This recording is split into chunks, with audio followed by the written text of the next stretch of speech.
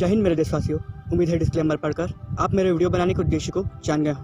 तो जैसा कि मैंने बताया कि मैं अपने वीडियो में कुछ ऐसे सुझाव प्रकट करूंगा जिनसे भारत में हो रहे दुष्कृत्यों में कमियां लाई जा सके।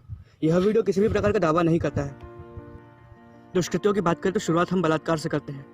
क्या आप जानते हैं भारत जो कि 135 करोड़ जनसंख्या वाला देश है, यहाँ हर रोज कम से कम 88 रेप केसेस रिकॉर्ड किए जाते हैं। असलियत इससे कहीं ज़्यादा भयावह है। ऐसे कितने ही क्राइम्स का ना तो कोई सबूत बचता है, ना गवाह, और ना ही यह कभी रिकॉर्ड किए जाते हैं।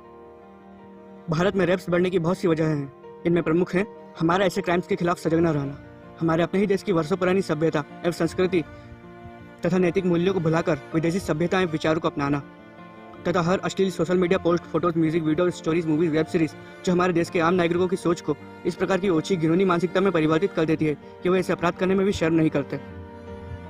वैसे रेप्स और अन्य कई प्रकार के अपराध अक्सर व्यक्ति द्वारा अत्यधिक नशे में होने पर भी घटित हो जाते हैं। अब हम उन वजहों पर विस्तार से बात कर लेते हैं जिनसे इस घिनौने अपराध के मामले बढ़ते ही जा रहे हैं, साथ ही साथ उन सुझावों पर भी जिनसे शायद इस घिनौने अपराध के बढ़ते मामलों में कमियां लाई जा सकें। मानो न मानो, रेप्स की असल वजह भारत में अश्लीलता का फैलना है। लोग कहते हैं लड़कियों के छोटे कपड़े पहनने से उनका रेप हो जाता है। अगर आप भी ऐसा सोचते हैं तो मेरे भाई, गलत लड़कियों को छोटे कपड़ा पहनना नहीं है, गलत है उन लड़कियों द्वारा अपने प्राइवेट पार्ट्स का अश्लील दिखावा करना। और इसके लिए ना तो कपड़े मैटर करते हैं, ना कपड़ों का साइज। छोटे कपड़े तो हम लड़के भी पहनते हैं, पर इसका मतलब यह तो नहीं कि लड़कियां हमारा रेप कर देंगी। हाँ, मैं मानता हूँ कपड़ों को इस प्रकार और इस प्रकार के कपड़े पहनना तथा पब्लिकली शो ऑफ करना गलत है। और लड़कियों, ऐसी हरकत से तुम्हें सिर्फ पॉपुलैरिटी मिल सकती है, इज्जत नहीं। और इस प्रकार की हरकतों से सिर्फ अश्लीलता ही फैलती है। आशा है आप मेरी इस बात से संतुष्ट होंगी और ऐसी कोई भी ओछी हरकत नहीं करेंगी। खास करके हमारे देश की एक्ट्रेस जिन्हें भारत की लगभग सभी लड़कियां अंधाधुंध फॉलो करती हैं। अक्सर देखा जाता है कि छोटी छोटी नासमझ बच्चियों को भला फुसलाकर 20-21 साल के लड़के उनके साथ अप्राकृतिक कृत्य कर देते हैं। और ऐसा होता है उन बच्चों की कम उम्र व नासमझी के कारण। हमें मानता हूँ इसमें गलती लड़कियों की भी है। वह उनसे कहीं ज़्यादा बड़े लड़कों को ऐसा मौका ही क्यों देती हैं कि वह उनके साथ रिलेशनशिप में आ जाएं। जो लड़कियां प्यार व आत्मसम्मान की समझ रखती हैं, उनके साथ ऐसा कुछ भी होना लगभग नामुमकिन है। इस प्रकार के अपराध को अंजाम देने में सोशल मीडिया बहुत महत्व रखता है। अगर माता पिता अपने बच्चों के लिए पढ़ाई के उद्देश्य से फ़ोन लेना चाहते हैं तो सरकार को पेरेंटल कंट्रोल ऐप, एक ऐसा ऐप जिससे माँ बाप अपने बच्चे के फ़ोन में हो रही गतिविधियों पर नज़र रख सकते हैं, वो पेरेंट्स के लिए अनिवार्य कर दे। और यह ऐप मुफ्त भी हो। साथ ही ऐसा सोशल मीडिया ऐप जिसमें 2 व्यक्ति आपस में चैट कर सकते हैं, पर अकाउंट बनवाने के लिए अपना आधार नंबर देना अनिवार्य कर दिया जाए, ताकि अकाउंट धारक की उम्र का उचित मान लगाया जा सके और नाबालिग ना समझ लोग इन ऐप्स या वेबसाइट्स पर अकाउंट ना बना पाए। ऐसा करने से किसी भी व्यक्ति के लिए फेक आईडी बनाना बहुत मुश्किल होगा। और ऐसे कई प्रकार के अपराध जो फेक आईडी बनाकर किए जाते हैं, पर बहुत हद तक कमियां भी आएंगी।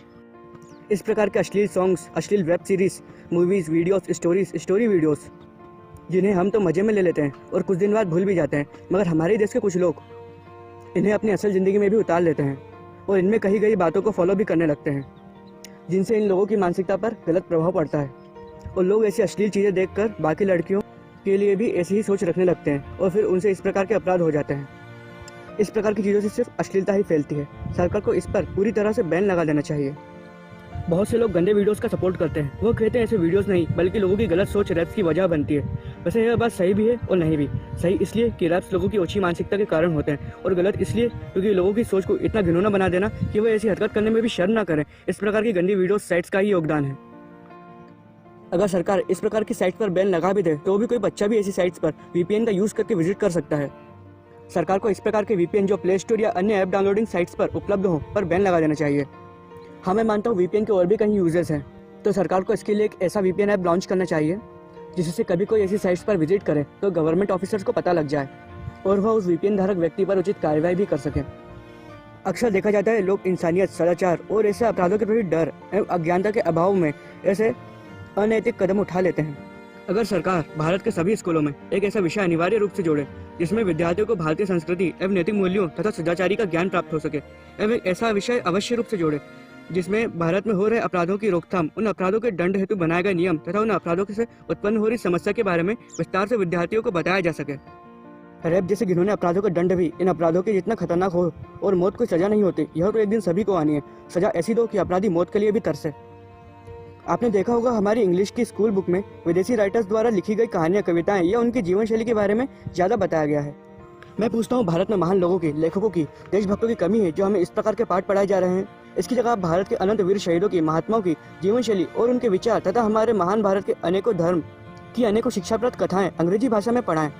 अगर उपयुक्त सुझाए गए विषयों को भारत के हर स्कूल में पढ़ाया जाए तथा अंग्रेजी विषय के पाठों में इस प्रकार के बदलाव किए जाएं, तो लोगों में देश प्रेम की भावना पनपने लगेगी।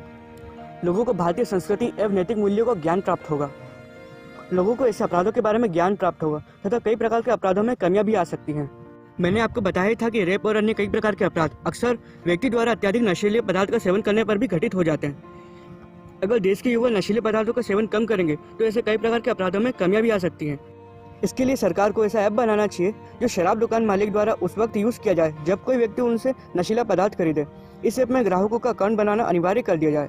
यह अकाउंट ग्राहकों के आधार कार्ड से लिंक्ड हो, ताकि अगर वही व्यक्ति सेम पदार्थ किसी और दुकान से लेता है तो दुकानदार इस ऐप में ग्राहक का अकाउंट नंबर या फिंगरप्रिंट या कोई यूनिक कोड डालकर ग्राहक की जानकारी ले सके कि इसने इससे पहले इस हफ्ते किस जगह से कितना पदार्थ लिया था और यह उस पदार्थ को खरीदने की सीमा को पार करता है या नहीं, जो सीमा सरकार द्वारा निर्धारित की गई हो। ऐसा करने से देश के युवा नशीले पदार्थों का सेवन कम करेंगे। हमें मानता हूँ यह एक समय खपाने वाला काम है जिसमें शायद अर्थव्यवस्था को भी नुकसान हो, परंतु इसमें अपराधों में कमी आने के भी बहुत आसार हैं। रही बात लोगों में इन अपराधों के खिलाफ जागरूकता फैलाने की, तो जिस प्रकार दीवारों पर लिखा होता है यहाँ मुतना मना है, सबके कानों में देश के विभिन्न विज्ञापन गूंजते रहते हैं, ठीक उसी प्रकार रेप्स तथा अन्य कई प्रकार के अपराधों के खिलाफ विज्ञापन नारे लोगों तक पहुँचाए जाए तथा इन अपराधों की क्रूरता का बोध कराएं। दीवारों पर इस प्रकार के अपराधों के खिलाफ चित्र तथा नारे लिखे या बने हों। इससे लोगों में इस अपराध के खिलाफ सजगता फैलेगी और आमजनों में इसका ज्ञान भी प्राप्त होगा। भारत एक बहुत बड़ा देश है और यहाँ कुछ भी हो सकता है। हो सकता है यह सुझाव कारगर साबित हो और हो सकता है ना भी हो, और इन सुझावों को सपोर्ट करना और लागू करवाना भारत की जनता पर निर्भर करता है। मैं किसी भी चीज़ की गारंटी नहीं ले सकता, मैं अंतर्यामी नहीं हूँ जो भविष्य देख सके। वीडियो अच्छी लगे तो 1000 बार जस्टिस लिखने के बजाय इसे शेयर कर देना। उम्मीद करता हूँ सरकार और देश की जनता मेरे सुझावों पर विचार विमर्श करे एवं उचित निर्णय भी ले। जय हिंद, वंदे मातरम।